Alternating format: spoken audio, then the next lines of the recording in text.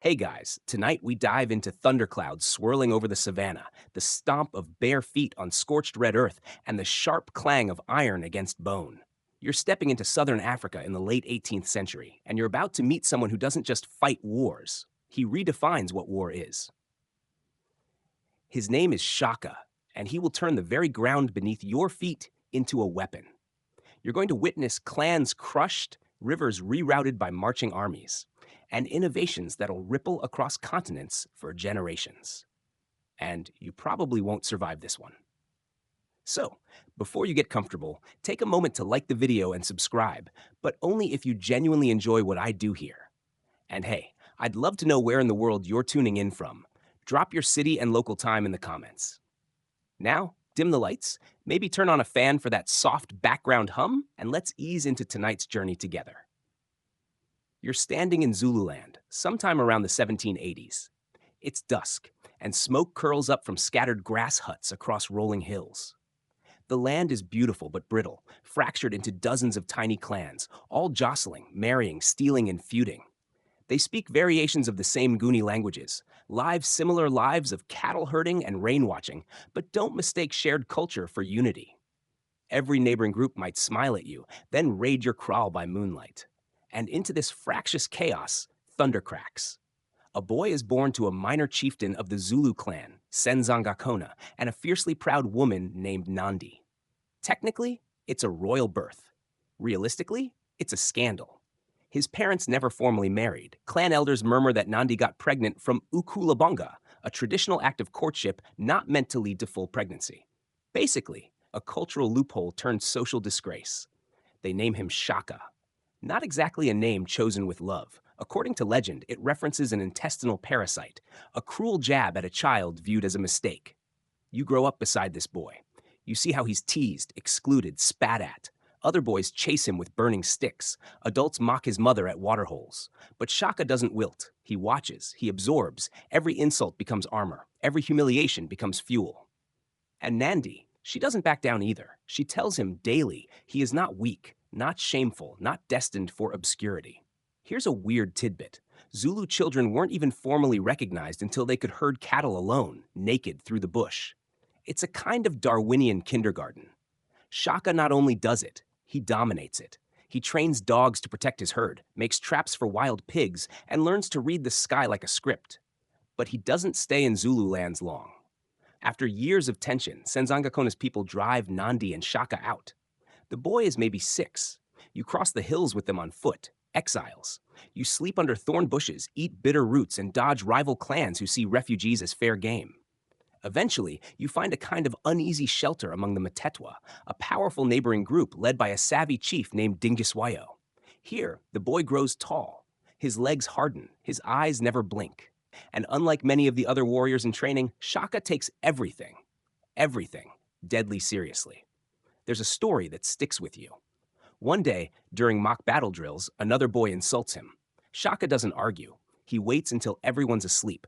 Then he strangles the boy with his bare hands and returns to bed. When questioned, he simply says he broke the rules. Was that true? Historians still argue whether the strangling incident really happened or is just part of his legend. But what's certain is that Shaka, from a young age, radiated an intensity that unsettled even grown men. And here's where you notice something else. Shaka isn't just strong. He's strategic. He studies antelope migrations to understand movement. He mimics the hunting formations of lion prides.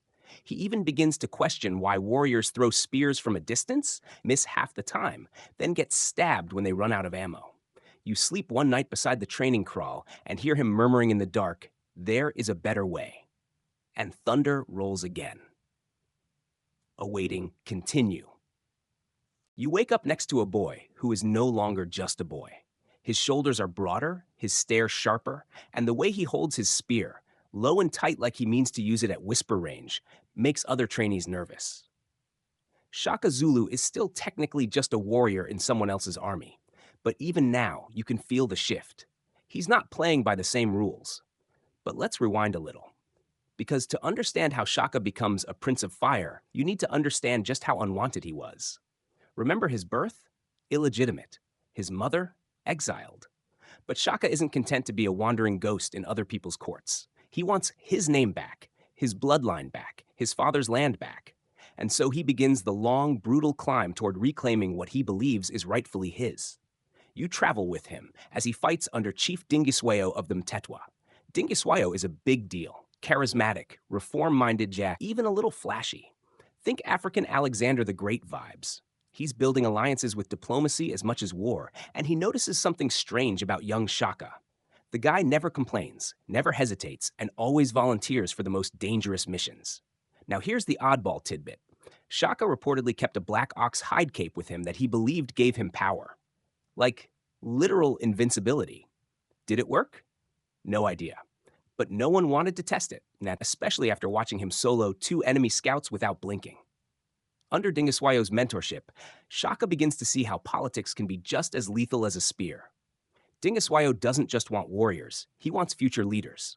So Shaka learns court etiquette, spycraft, and how to manipulate rivals with a smile. And just like that, the illegitimate son becomes a rising star. But it's not enough. You walk beside him one night after a skirmish, blood still on his hands. He whispers, almost to himself, "I will make the Zulu feared. The name itself will kill." Let that settle in, because until this point, the Zulu aren't exactly a headline act. They're a minor clan, known more for their cattle than their courage. Their neighbors don't take them seriously. Shaka finds this unacceptable. Then comes the twist. Senzangakona, Shaka's father, dies. The chieftainship of the Zulu is up for grabs. And guess who's ready to claim it? Shaka's half-brother, Sigujana, legitimate son, fully supported by the Zulu elders. You're with Shaka when he hears the news. His face doesn't move, but you feel a new kind of cold settle around him. Dingiswayo backs him. That's crucial.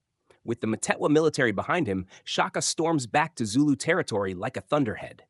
The confrontation with Sigujana is short, brutal, and final. Sigujana doesn't survive the day. Some say Shaka killed him personally. Others claim it was done discreetly. Historians still argue whether it was a coup or a formal succession. But it doesn't matter. Shaka is now the chief of the Zulu. And that's when everything changes. Imagine a tribal chief who doesn't want peace, who doesn't just want to defend his people, he wants to rebuild them from the soil up. That's Shaka. First, he abolishes the old clan system that kept loyalty divided. You are Zulu, he says, nothing else. Next, he strips the elders of their authority and replaces them with commanders loyal only to him. And then, he starts looking at those old spears. The long, flimsy assegai, meant to be thrown and forgotten, disgusts him. It's not personal enough, not permanent. You watch as he sharpens the first prototype of the iklwa, a short stabbing spear with a wide blade and a guttural name, said to mimic the sucking sound it makes when pulled from a body. It's no longer about scoring points from a distance. It's about closing in, about eye contact, about certainty. He looks at you. War, he says, is not for cowards. In his mind, you see war becoming a sacred act, stripped of ceremony, stripped of excuses. Just you, your shield, your iklwa, and whoever is dumb enough to stand in your way. By now, you've seen Shaka rise from outcast to chief. But tonight, you're standing in the dust of a military drill that doesn't look anything like what the elders used to run.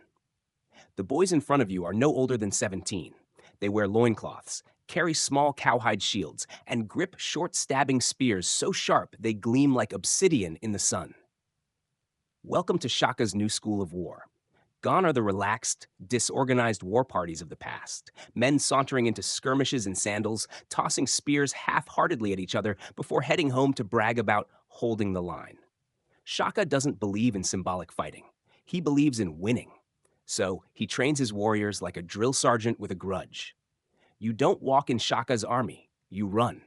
You don't wear sandals, you go barefoot through thorns and firewood. If your feet bleed, good. You'll bleed less in battle. Here's a fringe tidbit that's hard to forget. Shaka supposedly made his soldiers march 50 miles a day without rest, barefoot, over rocky terrain.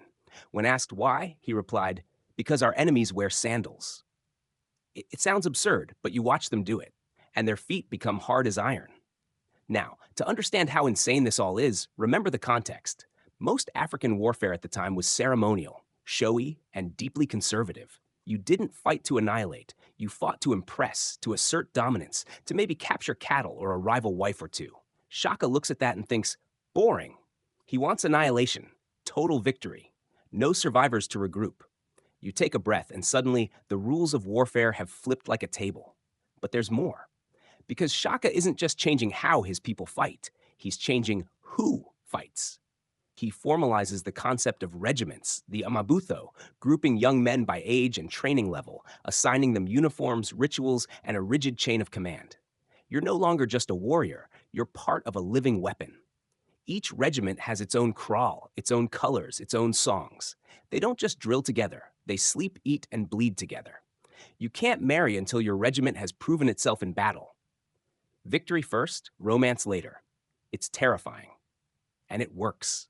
And that spear, the iklwa, becomes an extension of your hand. Unlike the old throwing spears, the iklwa is designed to stab, not hurl. You close in fast, slam your shield into your enemy's chest, and drive the blade under their ribs before they even finish raising their arm. You see the first few drills and think, surely this won't work in a real fight. Then you see it work, again and again. Regiment after regiment charges forward in perfect timing, shields clashing like thunder, spears striking like lightning. And those on the receiving end? They don't stand a chance. Even Dingiswayo, Shaka's old mentor, is stunned by what he's created. The Mtetwa and Zulu armies begin conducting joint campaigns, and Shaka's forces become the cutting edge. Literally. Here's your mainstream historical fact. Shaka's reforms transformed the Zulu from a minor clan of perhaps 1,500 people into a militarized kingdom of over 250,000 in just a decade. That kind of growth? Unheard of. Entire regions suddenly started speaking Zulu out of practicality or fear. And yet, it's not just brute force driving this expansion. Shaka's tactics are deeply psychological. He teaches his warriors to scream, to chant, to stamp in synchronized rhythms that rattle the bones. The moment before a charge feels like standing in front of a collapsing mountain. Even the bravest enemies freeze. One night, you sit by the fire and hear an elder mutter, "He fights with thunder. His men are the storm." But not everyone is cheering. Historians still argue whether Shaka's discipline bordered on tyranny. He reportedly executed warriors who showed fear. If you broke formation, even in training, you might not return to camp. His punishments were swift, public, and terrifying. One boy stumbles during a drill. Shaka doesn't scold him. He gestures. Two senior warriors drag the boy into the bush. You never see him again. The message is clear. Perfection isn't a goal. It's the starting point. Still, you can't deny the results. In a matter of months, Shaka's regiments are crushing clans that used to push the Zulu around like toddlers. The tables have turned, and now the neighbors are scrambling for alliances, begging for truce talks, or fleeing into the mountains. And Shaka? He's just getting warmed up.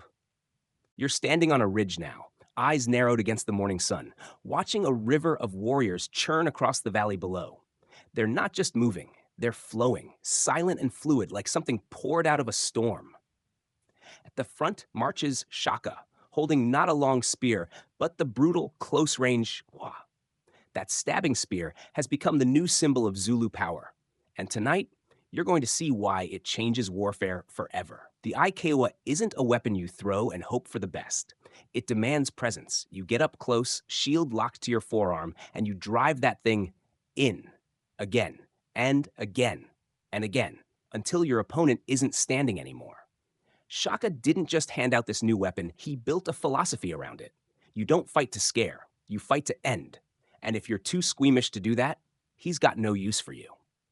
It's weird to think that a short spear could be revolutionary. But remember, most African warfare at this time is a combination of long-distance spear throwing, taunting, and dancing. Think of it like high-stakes rugby with weapons. Casualties happen, but nobody's aiming for complete extinction. Shaka looks at that and thinks, inefficient. So the iklwa becomes the hammer, but it needs an anvil. Enter the isilangu, a massive, oval-shaped cowhide shield nearly as tall as a man. Shaka modifies it to be lighter, more flexible, and with a grip that allows it to hook, trap, and slam.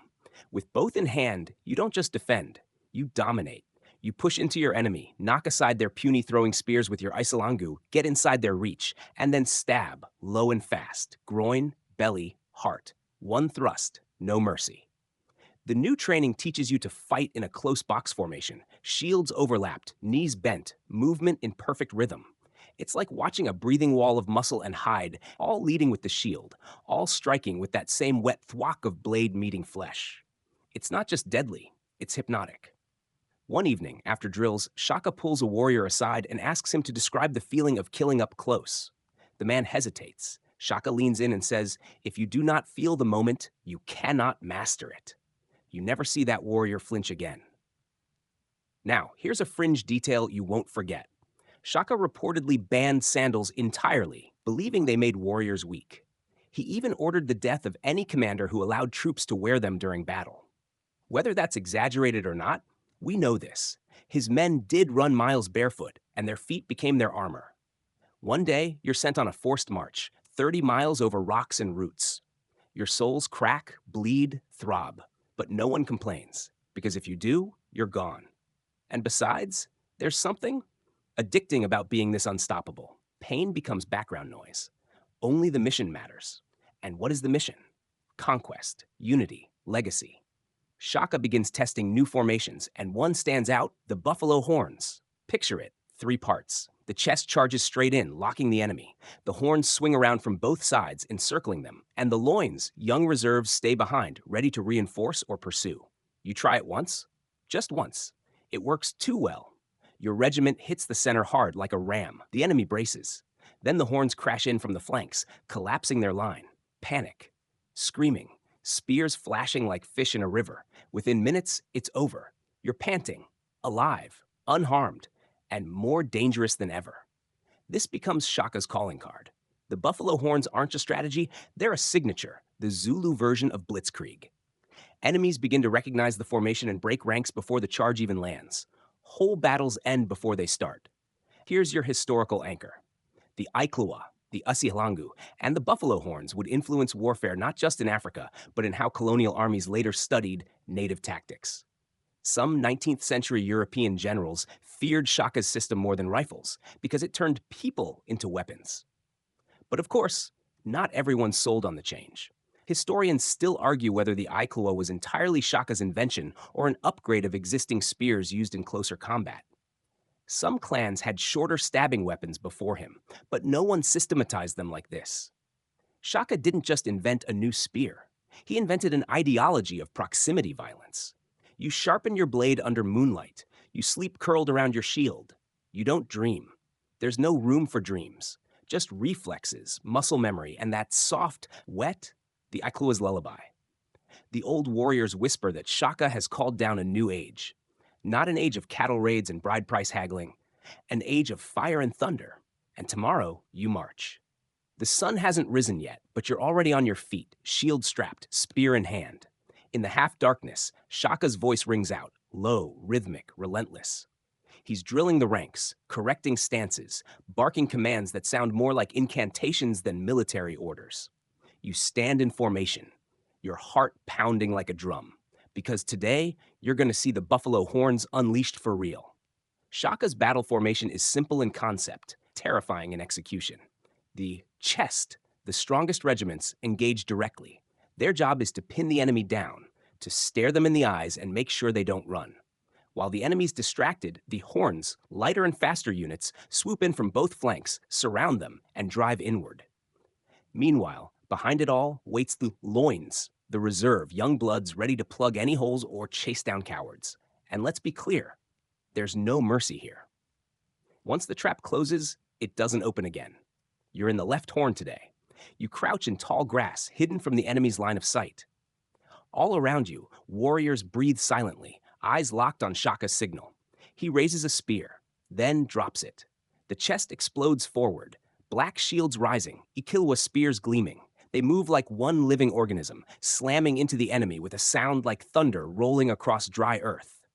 You feel the tremble from where you're hiding. Then your group surges.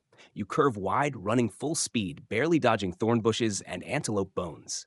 You loop around the enemy's right flank and close in. They don't see you until it's too late. They're surrounded. And then, chaos. Screams, shouting, shields cracking, blood spraying like hot rain. The enemy fights back, but they're confused, disoriented, spinning in place, not sure who to strike. You jab low with your iklwa again. Again, one goes down, then another. You lock eyes with a young warrior in their ranks. He drops his spear and bolts.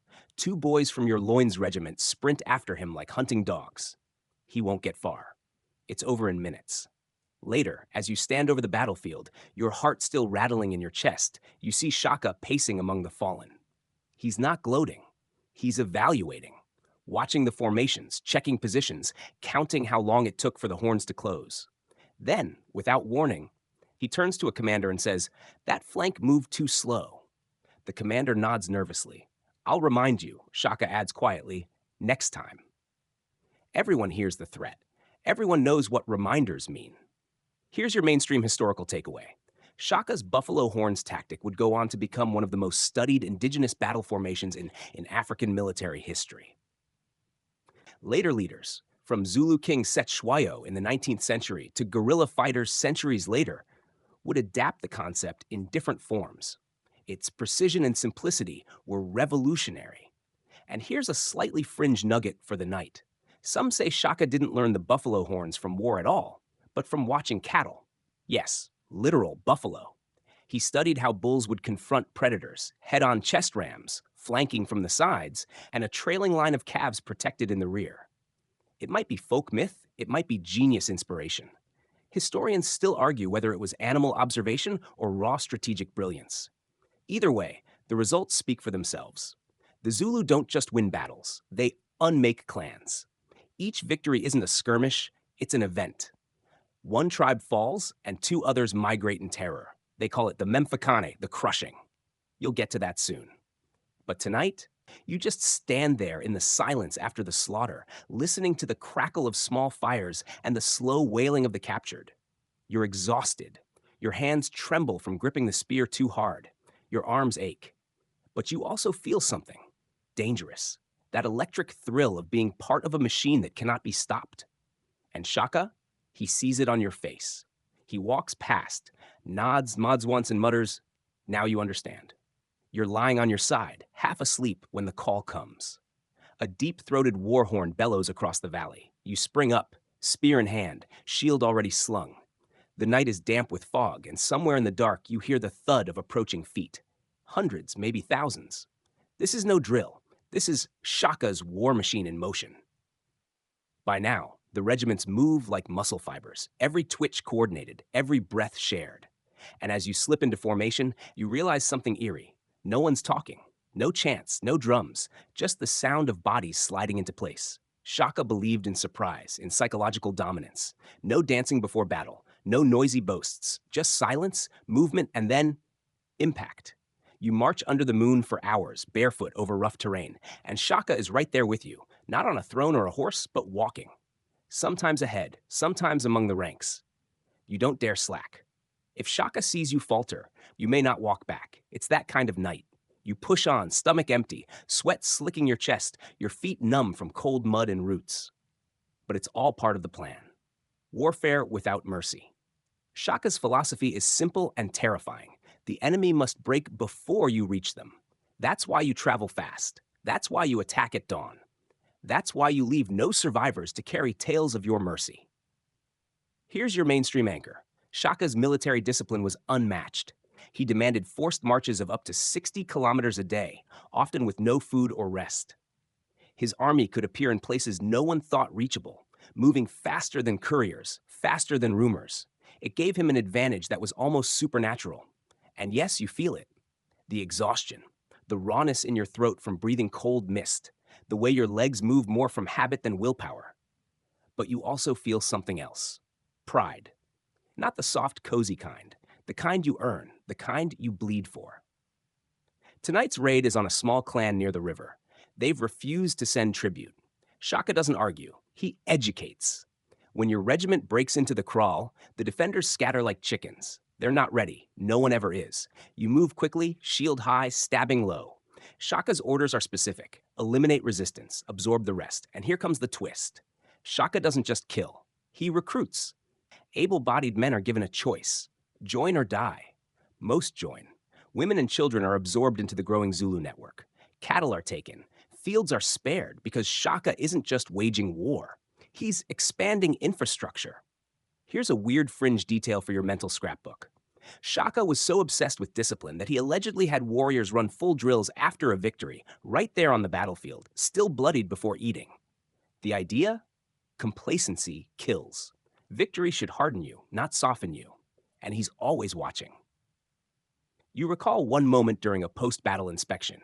A commander had let his men rest too long, their shields laid flat, spears unpolished. Shaka didn't shout. He simply asked the man second in command to replace him, on the spot.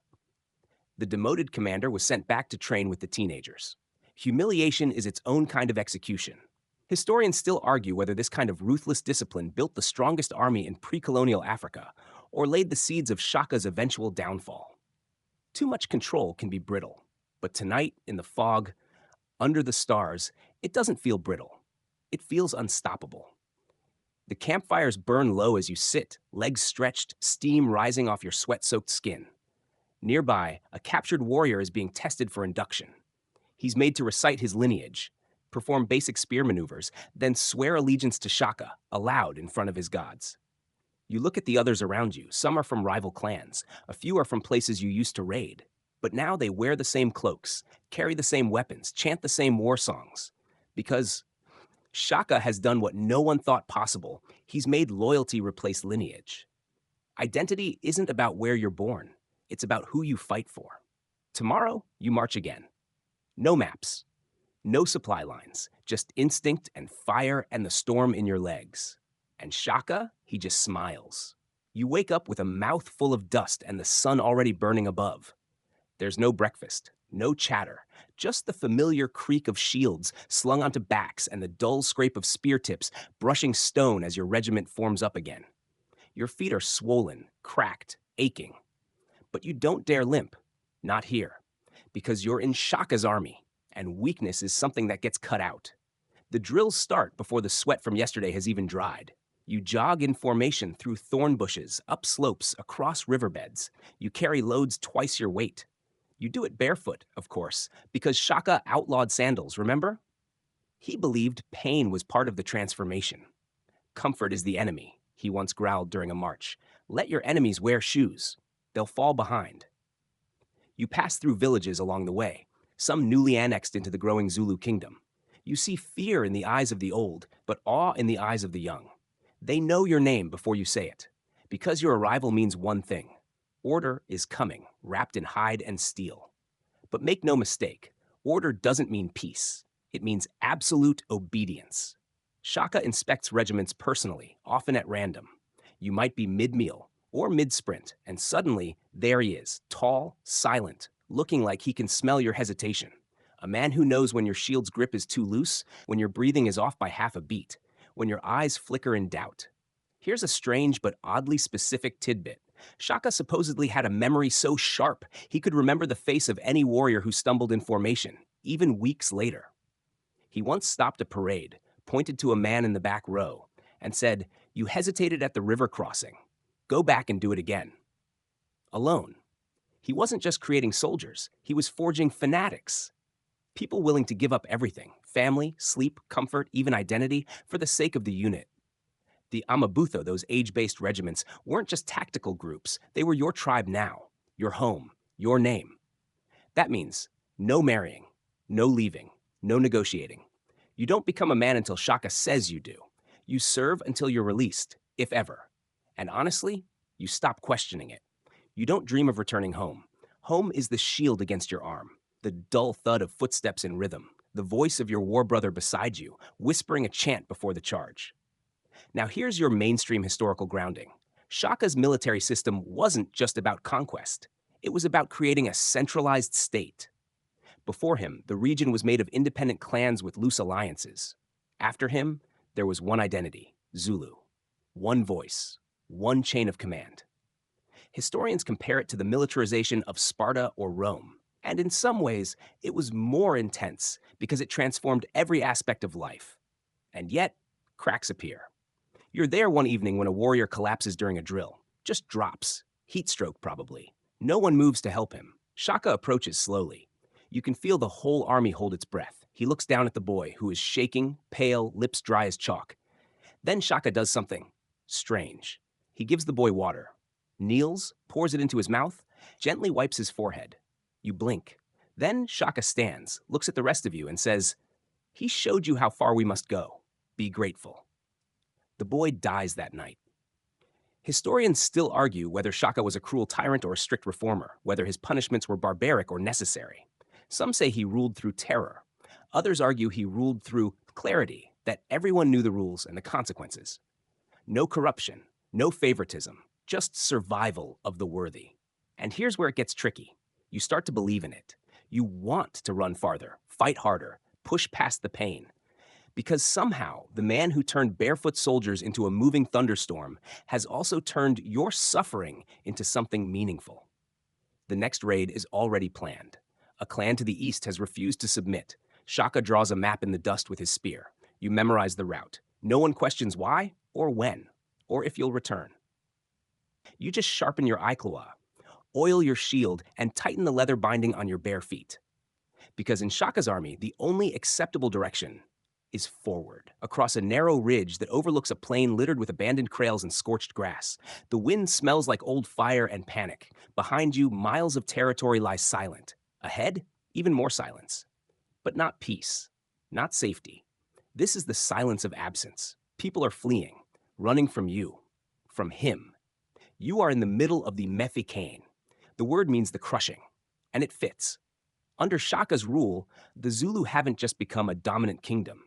They've become a storm front, a force so fierce, so fast, and so thorough that entire populations vanish ahead of their advance. Villages disappear overnight. Clans scatter like dry leaves. Livestock is abandoned. Paths once busy with trade and gossip are empty now, save for footprints headed in one direction, away. You see it for yourself. Burnt granaries, cooking pots still full. Even the dogs left behind won't come near you. They know. The story back home is this: we're building an empire. The story out here? It's survival. You're not just expanding Zulu borders, you're reshaping Southern Africa. And it's not just the Zulu doing the crushing. Here's your historical context.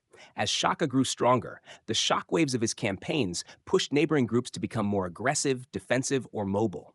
The Sotho move into mountain strongholds, the Ngwane migrate north, the Gaza flee east. The Swazi reorganize into tighter formations. It's like a domino effect, except the dominoes run and start toppling others. You're part of that ripple.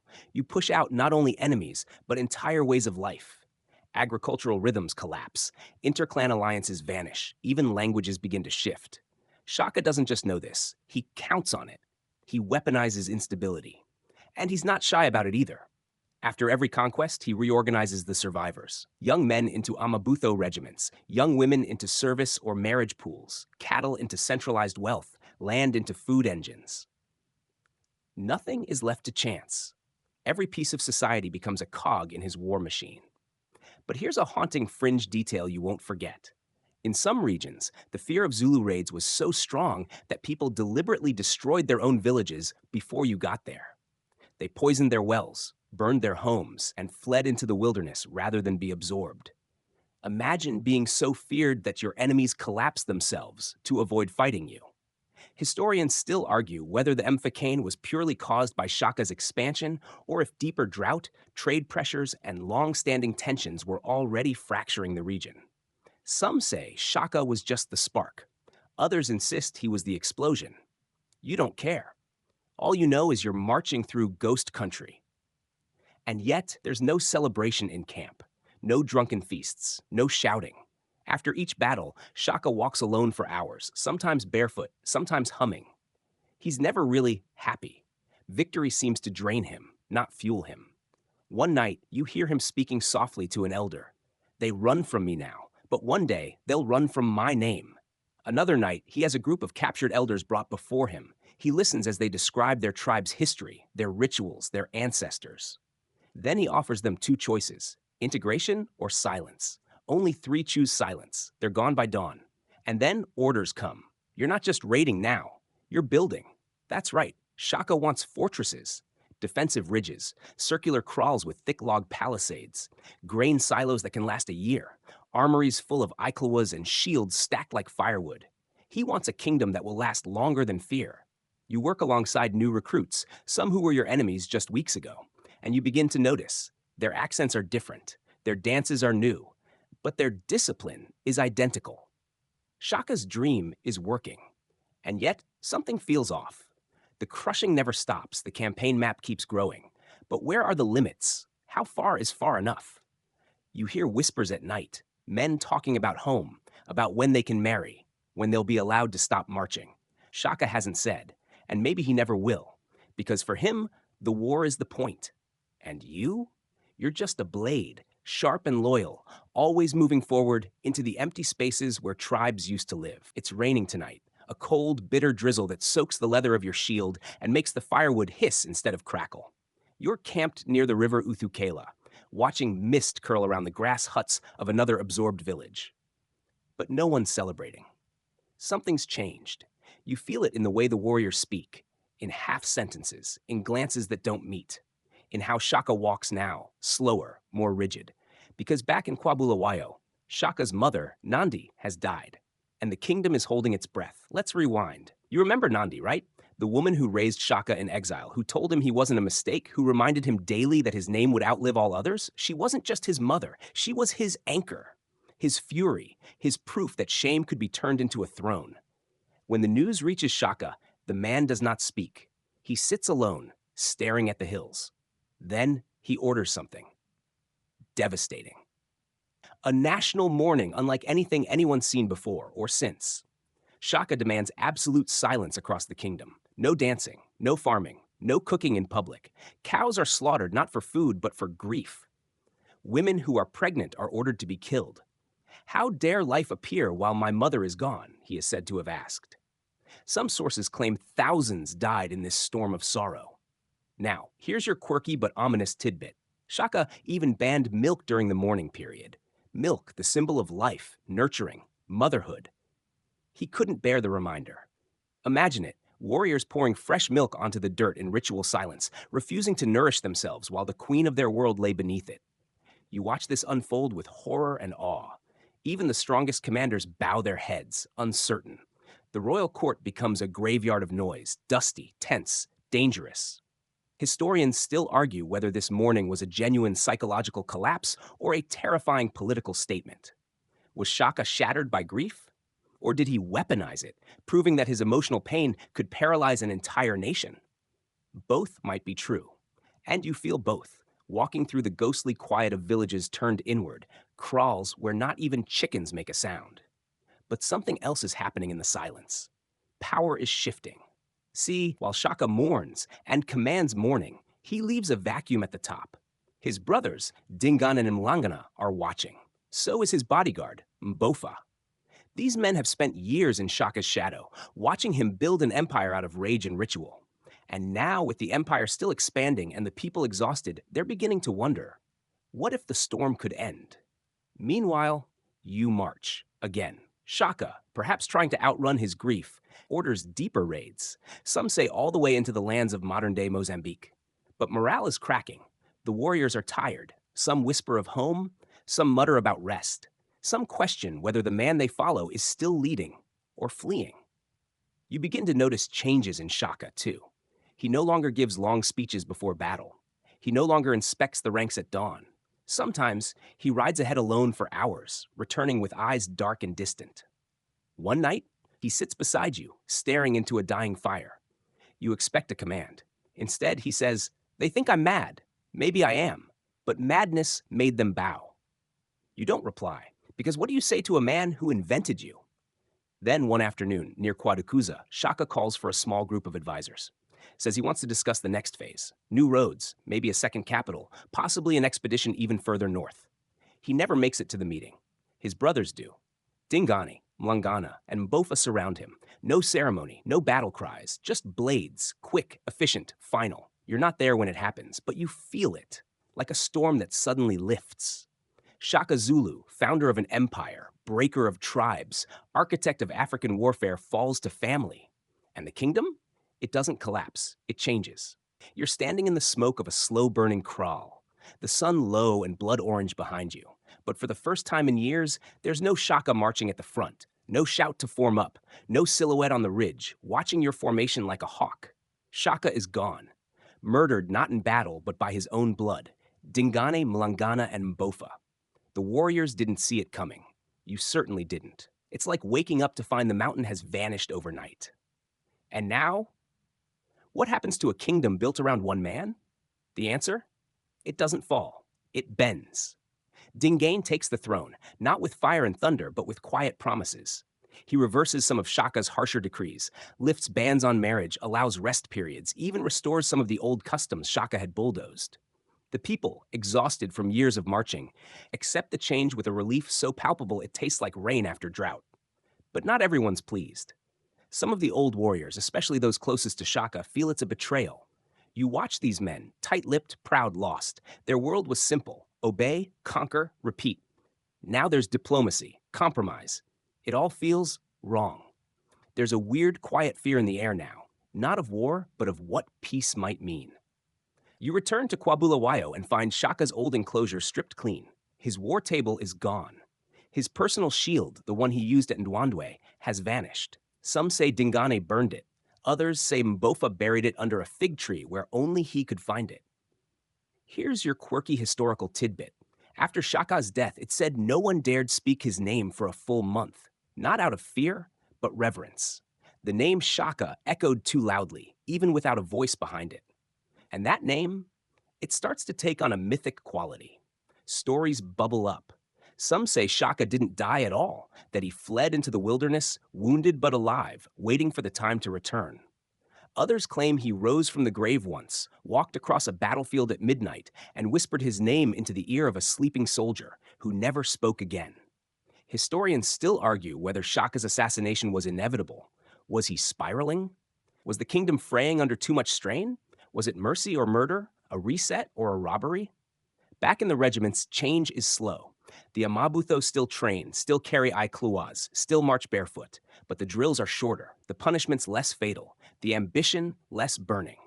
Dingane isn't weak, but he isn't Shaka. He doesn't want to be. And maybe that's the point. Maybe the Zulu need air now, space to breathe, fields to plant. But you can't help remembering the rhythm of the old days. The way your feet slapped the earth in perfect timing, the way your blood sang with purpose, the way Shaka's voice could lift a whole regiment off the ground with nothing more than a whisper. One evening, a younger recruit asks you, "What was it really like? Before?" You just shake your head. How do you explain it? That being hungry, bleeding, exhausted under Shaka somehow made you feel immortal? You think back to the first time you held an iklwa, the first time you stabbed with it, the way the sky seemed brighter afterward, sharper, like war had opened your eyes to the shape of the world. Even now, the shape of that world remains. Shaka's reforms weren't undone. His system survived him, mutated, softened, but alive. The Amabutho remain the spine of the army. The buffalo horns tactic still flanks and finishes. The Zulu identity, stronger than ever. Because here's the real truth. Shaka didn't build a kingdom. He built a mindset. You hear his voice in the drills, in the chants, in the way the boys grip their spears too tightly the first time, and the way they loosen their hands after one battle. He's not a man anymore. He's a method. And though the crown now sits on Dingane's brow, every time the Zulu army moves, every time the horns curve inward around a terrified enemy, every time that thwack of a stabbing spear breaks the silence, Shaka marches again. The dry season is rolling in, and with it comes a wave of dust that clings to your eyelashes and settles in your teeth. The sun is merciless. You're older now, your calves thick with old scars, your back stronger but stiffer. You're not running the long flanks anymore, not charging first. But you're still here, and the kingdom? Still standing, but shifting. Under Dingan, things are calmer on the surface. He holds court with more ritual, more softness. He builds new settlements. He allows elders a louder voice. He talks of alliances and regional harmony. It almost feels like a return to pre-Shaka politics, just with better spears and faster armies. But beneath that surface, you feel the cracks forming. Because when you train new recruits now, you notice something missing. Not in their strength, not in their numbers, but in their fire. The boys don't fear the spear anymore. They respect it, maybe. They use it well enough, but they don't worship it like you did. And then come the white men. You see them first as shadows on the edge of the hills. Tall hats, coats too thick for the sun, fire sticks, guns that make a sharp, cowardly sound. You hear stories from traders and nomads. These are Boers, Dutch speaking settlers, drifting east from the Cape, and they're looking for land. At first, Dingaan tries the diplomatic path. He meets with emissaries, hosts a group called the Voortrekkers, led by a man named Piet Retief. There's dancing, gifts, promises. You're there, standing outside the royal kraal, as these foreigners speak strange words and bow awkwardly. You feel something wrong. They smile too easily. Their weapons click too coldly. They draw maps in the dust with too much certainty. And Shaka's shadow stirs in your mind. You remember how he hated bargains, how he said, never trade what you can take. Turns out Dingaan remembers too. Because here's your mainstream historical fact. In 1838, after signing a land deal with Retief, Dingaan had the entire Voortrekker party seized and killed. No warning, just a wave of warriors, and then silence. The Zulu had spoken, and the Boers, they replied with blood. Now begins a new kind of war. Not tribal, not neighborly, not even about cattle or honor. This is a clash of worlds. European rifles against Zulu spears, fortress wagons against buffalo horns. You find yourself standing in battle once more, older now, shouting commands instead of charging in. The ground shakes again, but not from iklwa footsteps, from gunfire. Loud, ugly, smoke-choked noise. It doesn't feel sacred. It feels wrong. At Blood River, the Zulu regiments charge again. The horns try to close, but the Boers are ready. Their ox wagons are ringed like a fortress. Their rifles fire in rotation. No gaps, no mercy. Thousands die. You survive, but barely. It's the first time you've ever seen a Zulu formation break in full retreat. And yet, that's not the most painful part. The pain is after, when younger warriors look to you, eyes wide, asking how to fight thunder with wood and hide. You have no answer. But here's a weird, fringe detail whispered in campfires.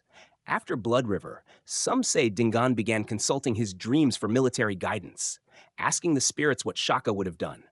Not his generals, not his scouts, his ghost. Historians still argue whether Dingaan was unraveling or whether he was simply overwhelmed, trying to carry a crown built by a man who never planned for anyone else to wear it. You know the truth, though. Shaka didn't build a kingdom meant to outlast him. He built a storm. And storms don't retire. They fade, they scatter, or they come back harder. Now you sit beside the fire, your shield resting against your knee, watching the horizon where new enemies gather. And even now, years since his death, every time the drums beat, you can still hear Shaka's voice somewhere behind them. Faster, closer. No sandals. The air is different now. Thicker, heavier. You smell change before you see it. Dingaan is no longer the iron figure he tried to be. He's grown suspicious, solitary. The royal kraals feel less like the heart of a nation and more like a fortress braced for siege. Warriors still train, but they do so with eyes turned inward, watching each other more than the horizon. You see the signs of a leader unraveling, informants whisper of secret executions. Advisors disappear without word. The cattle aren't being redistributed like they used to. Grain stores, once flush, are now watched like they might vanish. And the worst part? You recognize the pattern, not because you read it in a scroll, but because you lived it before. It's the echo of Shaka's final days, but without the genius. Now enters the figure who's been watching quietly, waiting, Mpande, the half-brother.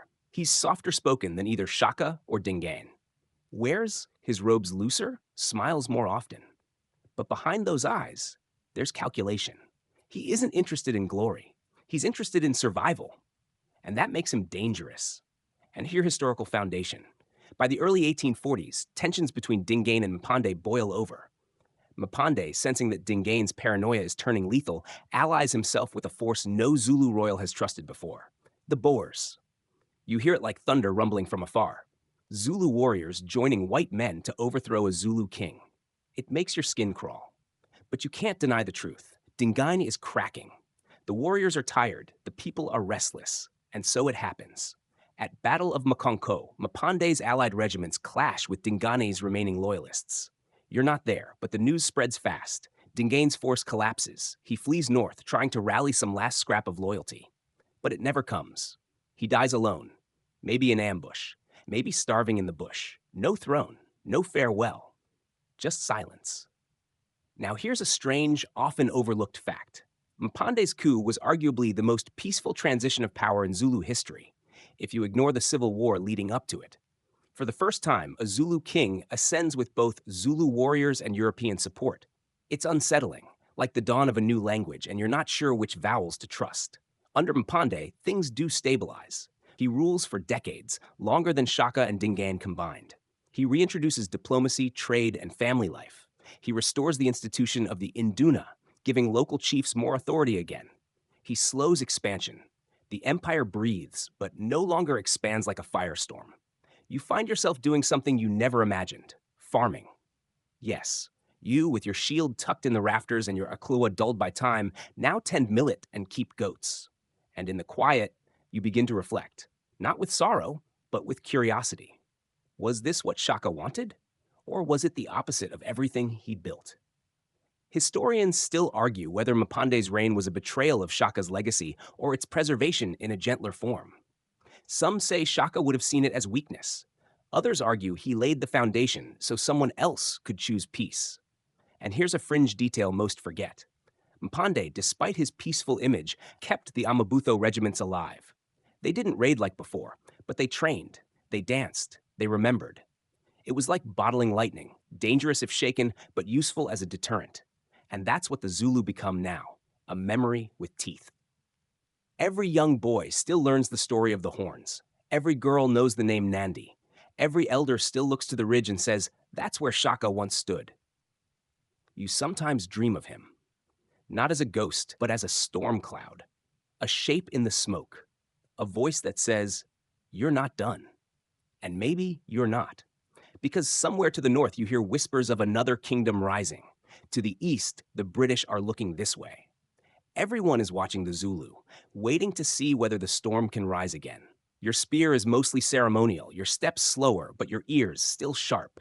And lately they're filled with whispers. Because Mpande's reign is ending, and the ground is shifting again. He's ruled for decades, a rarity in Zulu history. His path was smoother, his politics cautious, his wars limited.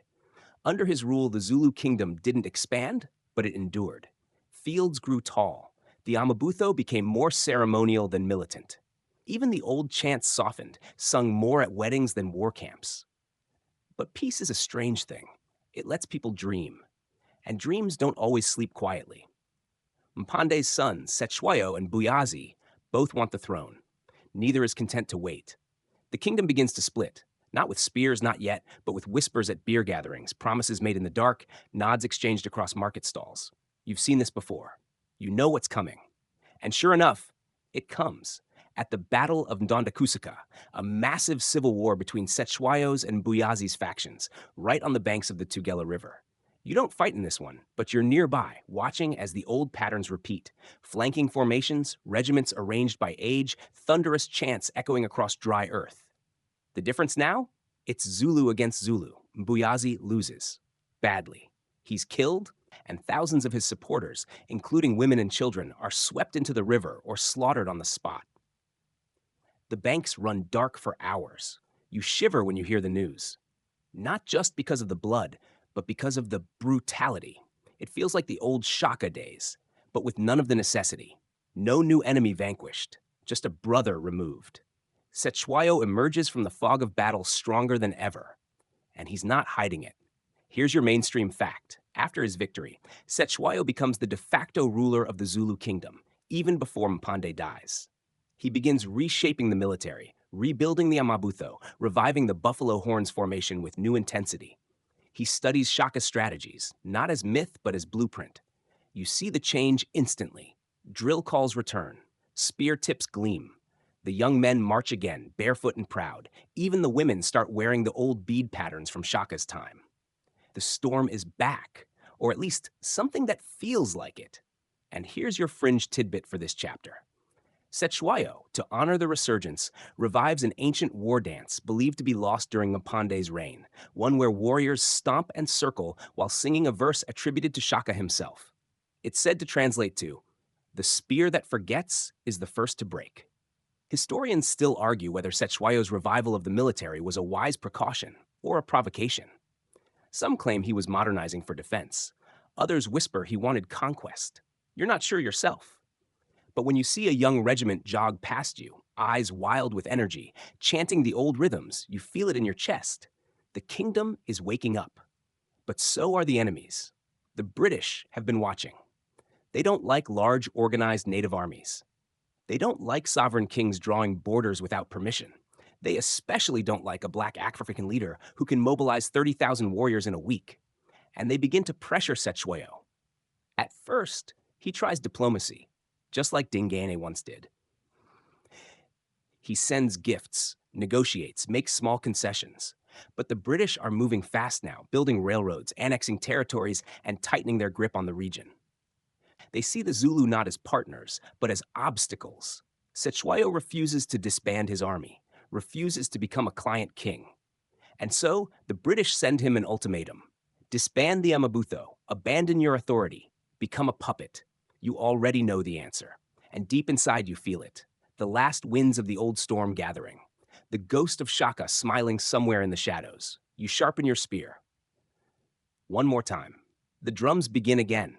But this time, they don't echo through distant hills. They rumble from within your very bones. Because this isn't a raid, a border clash, or a tribal squabble. This is war. Real war, with empire, with flags, with muskets and artillery, with marching bands instead of buffalo horns. It's 1879, and the Anglo-Zulu War has begun. You're not a frontline warrior anymore. Too old, too worn.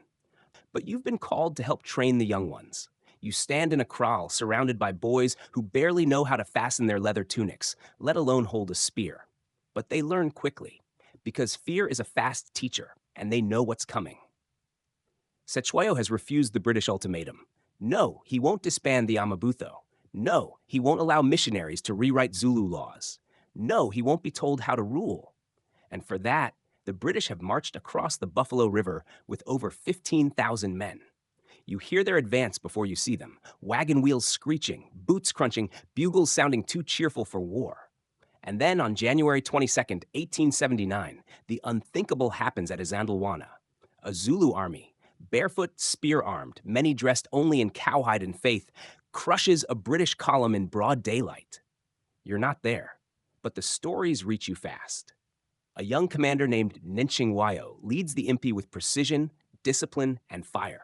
He uses the buffalo horns tactic to perfection, and for a few brief, glorious hours, the sun sets on the empire. Here's your mainstream fact. Isandlwana remains one of the greatest indigenous victories over a European power in colonial history. Over 1,300 British soldiers fall. Their firearms and uniforms are stripped, their wagons looted. It's a victory that shakes London to its core. You celebrate that night, not with beer or song, but with silence, the kind Shaka would have respected. Just the glow of firelight and the knowledge that the old ways still have teeth. But you also know what's coming, because empires don't take humiliation lightly. And sure enough, British reinforcements arrive by the thousands, with better weapons, better maps, more rage. You watch the war shift. The Zulu win again at Hlobane, briefly, but then fall back at Kambula, where British firepower and fortified positions rip through the impis like thunder through dry brush. The Zulu fight bravely, but the smoke is too thick, the bullets too fast. Then Ulundi. It's July. The British come with over 4,000 men, including cavalry and artillery. Sechuyo's forces gather for one last stand. You're too old to be there, but your nephew is. He tells you later how the horns couldn't even close. The Gatling guns tore holes in the sky. The regiments broke under fire they couldn't touch. Ulundi falls. The royal kraal is burned. Sechuyo is captured and taken to Cape Town in chains.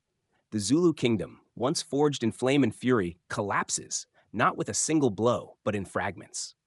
The British divide the land into 13 separate chieftaincies, hoping to break the central power. Some chiefs resist. Others submit. You return to your small kraal and bury your spear, not in shame, but in memory. Here's your strange but true fringe detail. When Sechuyo was brought to London after his capture, he became something of a celebrity. Newspapers fawned over his bearing. Queen Victoria met him. People bought his portrait. A man who'd led a war against the empire was now a figure of curiosity. Dignified, dangerous, exotic. Historians still argue whether Sechuyo's resistance was doomed from the start, or whether a few better choices might have changed everything. Some say he was fighting for tradition in a world that had already moved on. Others say he held the line as long as anyone could have, and that no army could have done better with spears against rifles. But for you, it isn't about victory or loss. It's about memory. You sit beneath the old tree near your kraal, the one where your father once sharpened his blade. You listen to the wind and swear you can hear a chant you haven't heard in years, a rhythm in your bones, a whisper that says, faster, closer, no sandals. Because even though the kingdom is broken, even though the throne is gone, the storm remains, carried in stories, in songs, in the way young warriors still shadow step in the dust when no one's watching. The empire won the war. But the name Shaka Zulu still makes the earth tremble. The kind of quiet that settles into the bones of the land. Long after the smoke has cleared, the drums have faded, and the spears have been wrapped in goatskin and buried deep beneath kraal floors. You're one of the last, a relic in a changing world. The Zulu kingdom, once the thundering heart of southern Africa, is now a province under British administration. Chiefs report to colonial officers. The Amabutho no longer train in regiments but work the fields, or worse, carry tools for white settlers. The rituals still happen, yes, but they feel like echoes now, performed for cameras, for museums, for memory. But you remember when they meant something. You walk the edges of the old battlefield at Izandawana sometimes, cane in hand, pausing where you think the horns curled in, where the ridge broke and the river ran red. There's grass now, birds, even tourists sometimes, gawking at history they'll never truly feel. They ask questions. Was it real? Were the spears sharp? Did the warriors sing before they charged? Yes, yes, they did. You try to explain, but how do you describe what it meant to become part of something larger than yourself? To give your body, your fear, your breath to a line of brothers whose names you shouted across valleys? How do you explain Shaka? You can't describe the man anymore, not clearly. Too much time has passed. Too many stories contradict. Some say he was mad. Others call him brilliant. Some say tyrant. Others, savior. You say this: he changed everything. Because here's your final historical fact. Before Shaka, southern Africa was a loose mosaic of clans, rival chiefs, small wars, and scattered loyalties. After him, it was a chessboard of kingdoms and empires, where the language of power had forever shifted. Even the colonial powers had to learn new names, new rules, new fears. And the quirky, easily missed footnote? When Cetshwayo's son, Dinuzulu, rises years later, he tries to revive the Zulu spirit, briefly. He wears his grandfather's patterns. He trains a small impi. But the world has moved on. The British crush his rebellion. He dies in exile. His son becomes a minor chief. The line continues. But the storm? It never again gathers quite the same way.